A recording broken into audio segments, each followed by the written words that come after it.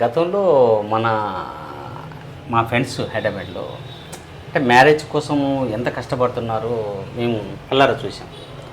అంటే అప్పుడు వచ్చిన ఆలోచనే అది. ఎందుకంటే మ్యారేజ్ బ్యూరో అసలుకి ఎందుకు స్టార్ట్ చేయాలి, అసలుకి మ్యారేజ్ బ్యూరోలో ఇంత కష్టం ఉందా అని మనం ఆలోచించినప్పుడు ఒక ఐడియా, అనేక వ్యాపారాలు బిజినెస్ అప్పటికే స్టార్ట్ చేస్తున్నాం, మ్యారేజ్ బ్యూరో కూడా ఒకటి స్టార్ట్ చేద్దామని చెప్పి చిన్నగా స్టార్ట్ చేసింది. అది కొంత టైంలోనే మంచి పేరు సంపాదించడం, అది 3 బ్రాంచ్లుగా హైదరాబాదు, విజయవాడ, నెల్లూరు పెట్టడం.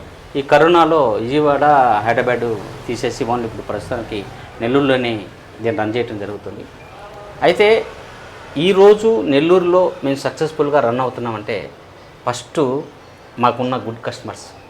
ఒక్కసారి మా క్లయింట్ వచ్చి మా దగ్గర రిజిస్ట్రేషన్ చేసుకున్న తర్వాత ఒక ఫ్యామిలీ నెంబర్ లాగా అటాచ్ అవ్వటం, వాళ్ళ ప్రోత్సాహంతోనే ఇంకొకరికి పరిచయం చేయటం, అంటే వాళ్ళదే మ్యారేజ్ బ్యూరో అన్నట్టుగా మేమే ఫ్యామిలీ మెంబర్స్ అన్నట్టుగా ఆ విధంగా వాళ్ళు చేయటం వల్ల మేము చాలా సక్సెస్ అయ్యాం.